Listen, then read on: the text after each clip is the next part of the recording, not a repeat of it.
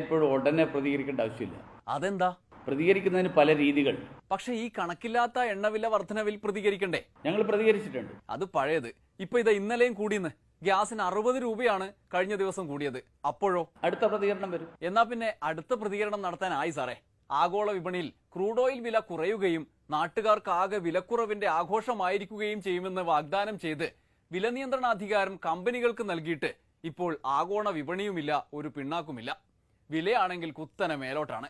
ഒന്ന് പ്രതികരിക്കണം സാറേ. അല്ല, വില നിയന്ത്രിക്കാനുള്ള അധികാരം കേന്ദ്ര സർക്കാരിന് ഇല്ലല്ലോ. കേന്ദ്ര സർക്കാർ ഒരു ഘട്ടത്തിലും ഇടപെട്ടിട്ടില്ല. അല്ല, കാരണം വെച്ചാല് മാർക്കറ്റിലുള്ള വില, ആ വിലക്കാണ് എല്ലാ സാധനങ്ങളും വാങ്ങുന്നത്. പെട്രോൾ മാത്രം അങ്ങനെ അല്ലാതാക്കണം എന്നുള്ള ഒരു ഇതുവരെ വന്നിട്ടില്ല. ചർച്ച ചെയ്യേണ്ട വിഷയമാണ്.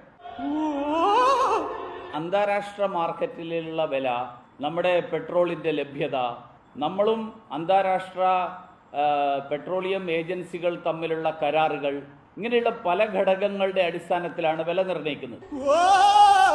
തെരഞ്ഞെടുപ്പ് അവിടുത്തെ അന്താരാഷ്ട്ര മാർക്കറ്റുമായിട്ടൊന്നും ബന്ധമില്ലല്ലോ.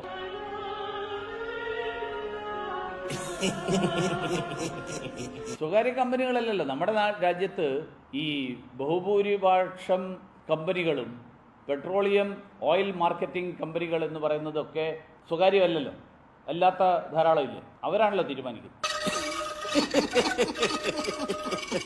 അന്താരാഷ്ട്ര മാർക്കറ്റിലെ പെട്രോളിയം ഉൽപ്പന്നങ്ങളുടെ വിലയും പെട്രോളിന്റെ ലഭ്യതയും ഉൾപ്പെടെയുള്ള നിരവധി കാര്യങ്ങൾ.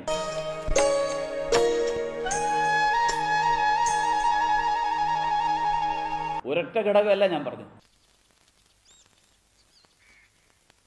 കരാറുകളുണ്ട്. നേരത്തെ അതായത് ഒരു കരാർ ഒപ്പിട്ട് കഴിഞ്ഞാൽ അതൊരു പ്രത്യേക കാലയളവിലേക്കുള്ള ഒരു കരാറാണ്. ഇന്നലെ വില കുറഞ്ഞു, ഇന്ന് നമ്മുടെ നാട്ടിൽ വില കുറയും, അങ്ങനെയല്ല. ഈ കരാറിനനുസരിച്ചിട്ടാണ് നമ്മൾ വാങ്ങുന്നത്. എന്താ ഇപ്പൊ ഇതിനൊരു പ്രതിവിധി? പനിയും ജലദോഷമാണെങ്കിൽ മരുന്നുണ്ട്, ക്യാൻസർ ആണെങ്കിൽ ആ ഭാഗം അങ്ങോട്ട് മുറിച്ചു മാറ്റാം. ഇതിപ്പോ എന്താ? UPA സർക്കാരിന്റെ കാലത്ത് പെട്രോൾ വില കൂടിയെന്നും പറഞ്ഞ് സ്കൂട്ടർ ഉന്തിയും കാളവണ്ടി ഓടിച്ചും മുരളിയേട്ടനെ പോലുള്ള താമരക്കുട്ടന്മാർ ചെയ്ത സമരം ഇങ്ങനെ നാട്ടുകാർ ഓർമ്മിച്ചുകൊണ്ടേയിരിക്കും. ഇപ്പോ ഇമാതിരി ചെയ്ത്താണല്ലോ തിരിച്ചിവർ ചെയ്യുന്നത് എന്ന് വിചാരിക്കുകയും ചെയ്യും. അക്കാലമൊക്കെ ഇടയ്ക്ക് ഓർമ്മിക്കണം മുരളിയേട്ടാ. അല്ല, അത് അതായത് അന്നത്തെ കാലവും ഇന്നത്തെ കാലവും തമ്മിൽ വലിയൊരു വ്യത്യാസമുണ്ട്. അതിൽ കേന്ദ്ര സർക്കാരിന് പ്രത്യേകിച്ച് റോളില്ല.